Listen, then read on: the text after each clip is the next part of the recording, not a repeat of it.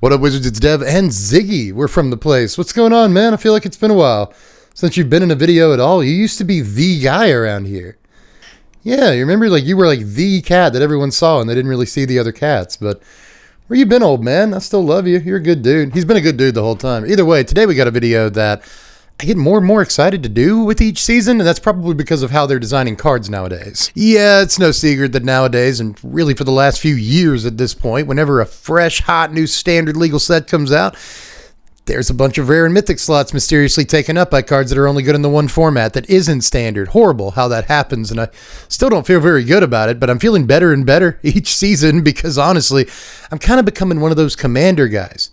I'm 8 years too late on that trend. I apologize for that, but it's a format I find myself getting more and more excited about. So if they're going to design cards this way, I might as well be happy that some of these cards are really playable in Commander. And let me tell you, son, that Avatar is absolutely no different. There are a lot of really good Commander gems in this set. Now, the good news is a lot of good competitives like standard cards too, and we're going to be covering those in a day or two on this same channel. I wouldn't do it on another channel. That'd be weird. So just check in for that if you're more of a standard person. But for now, we're going to have a little fun with it, goof on it a little bit, and look at the top 10 commander cards in Avatar.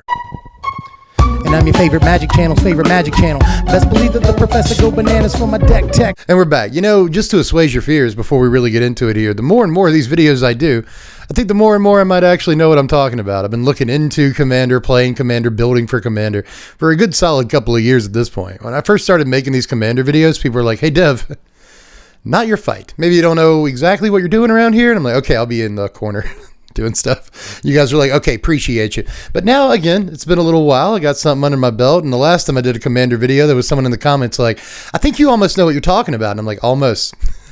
Almost. Let's see if I got any better this time around and start the top 10 with the honorable mentions. And this time for the HMs, we're going to talk about the top 5 commanders in the set, but I'm going to move through these pretty quickly. Now, I wanted the list to mostly be like actual cards you should play in Commander and not like half populated by cool commanders from the set, because there's a lot of really cool commanders from this set.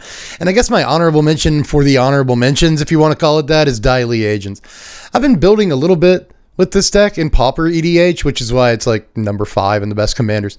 I'm not sure how many people play Pauper EDH, but the like 100 or so of you who do are like really very vocal about it. So I guess this one's for you.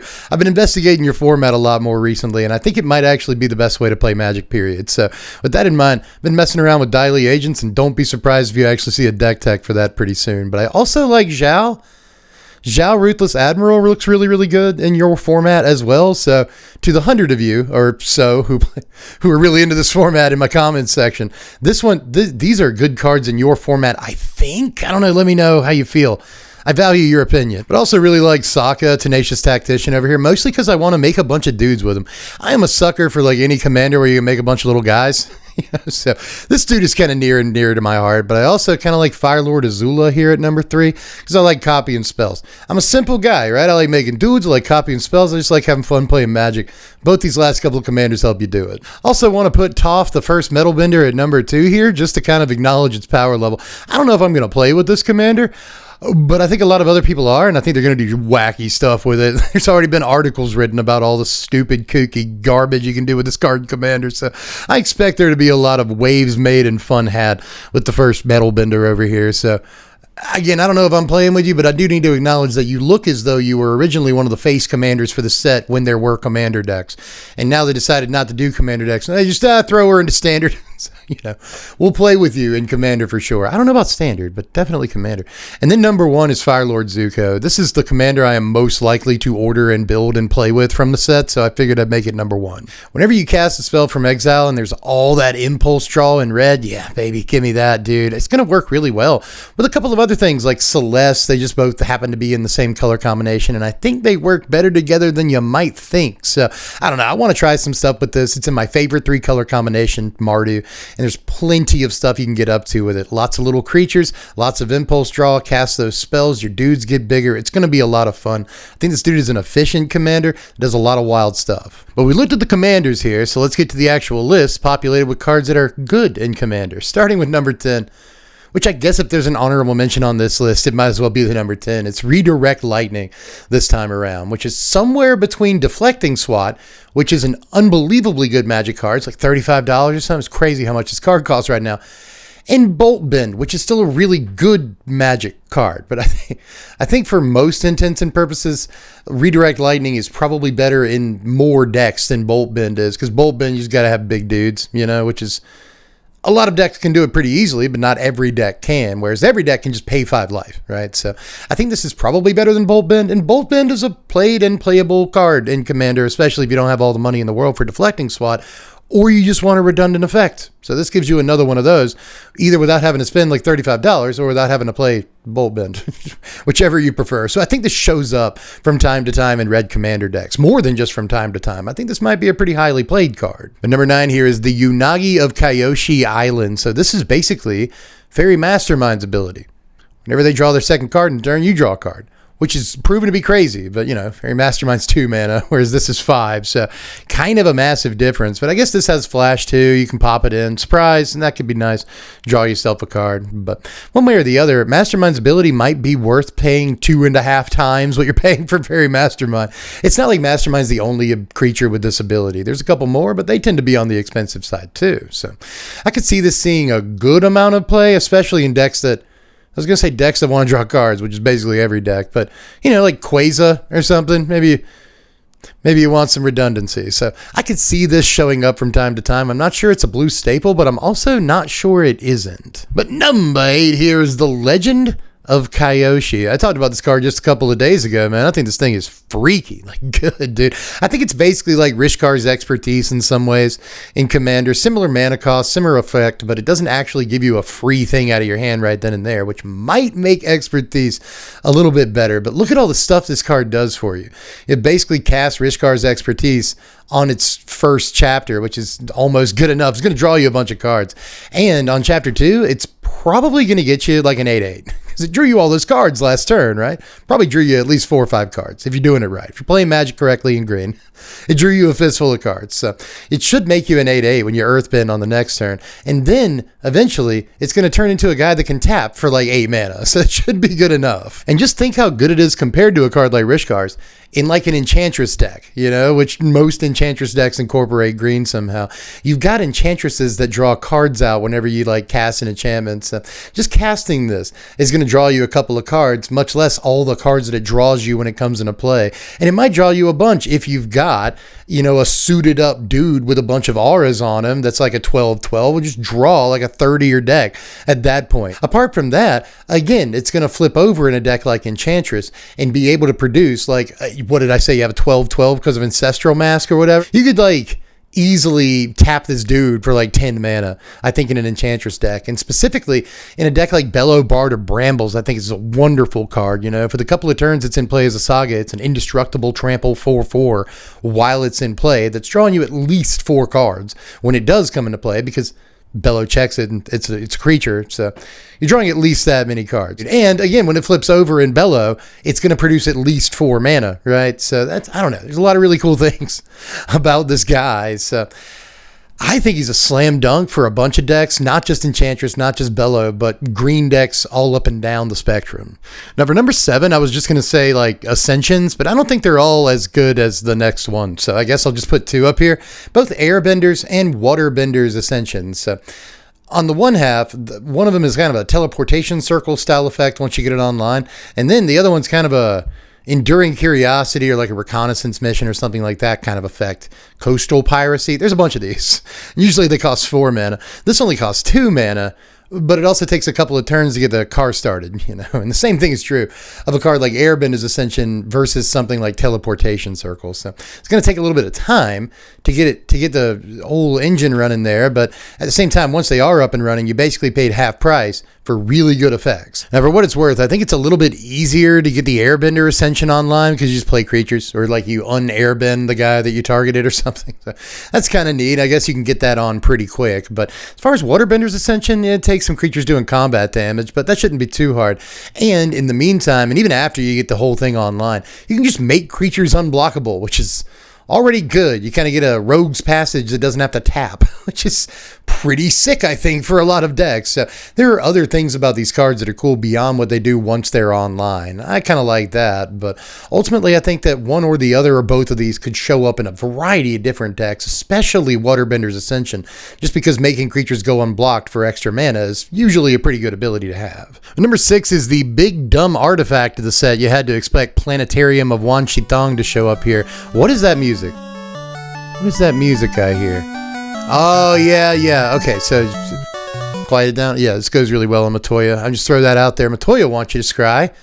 This wants you to scry. Best friends, they should kiss and date. But whatever order you want to go in there, one way or the other.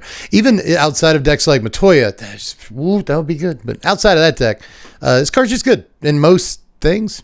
You'd be surprised how often you can incidentally scry or surveil in basically any color. They just gave us a bunch of lands that surveil. It's easy peasy, to be honest. I mean, being able to just get free value whenever you scry or surveil, which often won't even cost you mana if you're doing it right, is wild. And I know that not every 6 or 7 mana rock or mana cost artifact that comes out in a set is going to see play in Commander. Maybe that's my inexperience thinking things like that, but I still say you can get an Instone for like $3 right now, man. Go get an Instone. You should be playing the Instone in your Commander deck, but maybe you should be sleeving up Planetarium as well, almost no matter what you're doing. But there's a few decks I could see playing this thing in, like that Bellow Bard of Brambles deck from a couple of entries ago, but I guess you could say that about any giant artifact, so it doesn't really count. My number 5 is the White Lotus tile. White Lotus, really? Did I miss a Universes Beyond announcement? Is this a Universes Beyond within of Universes Beyond? That's very meta. But this is basically just a 3-tree city you got to pay a bunch of mana up front for. You could say it kind of sucks, but 3-tree city's like $30 right now. It's also a land that's free to play. This costs infinity more mana because, 0 times whatever. But either way, this costs infinity more mana to actually get on the table. 4 mana's more than it seems, but there's also a bunch of decks that will play this. They don't care. They'll absolutely play this. It's possible that Elves already makes enough mana that they don't have to play this, but if you imagine this in Elves, it taps for whatever Priest of Titania taps for, whatever Archdruid taps for at the time.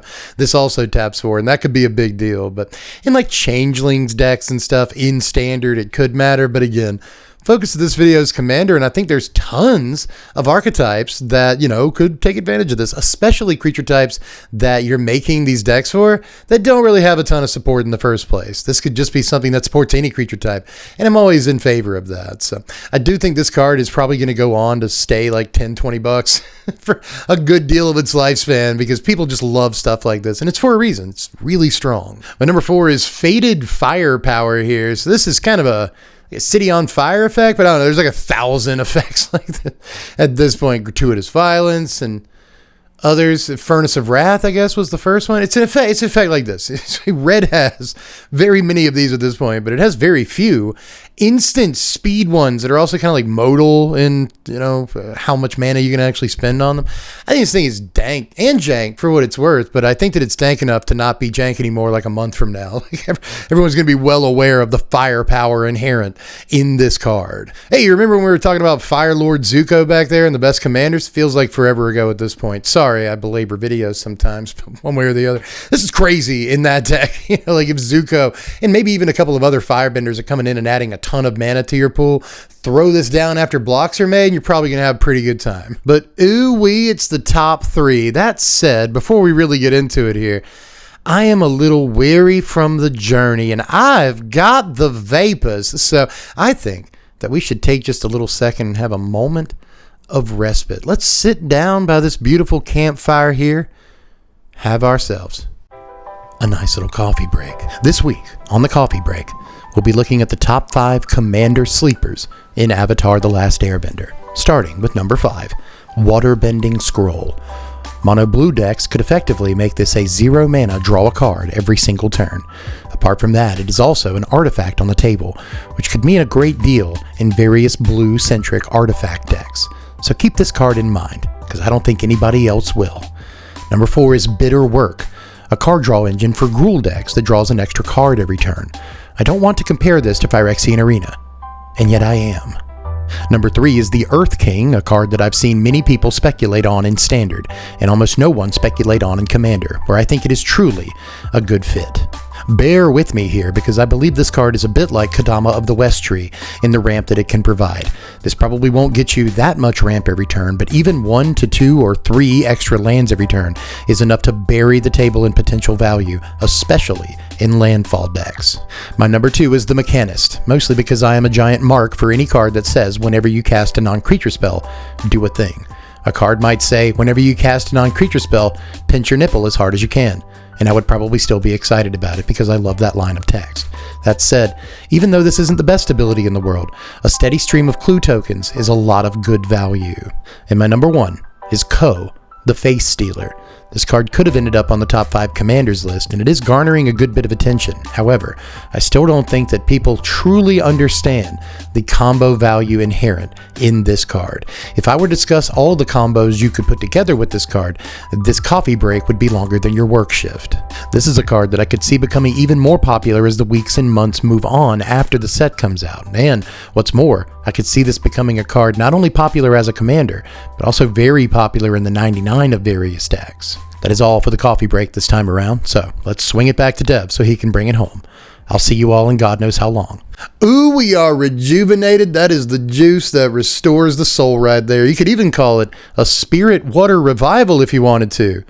Boo! That was a pretty bad joke, but I feel like it was a decent segue. One way or the other, this, kind of a divination.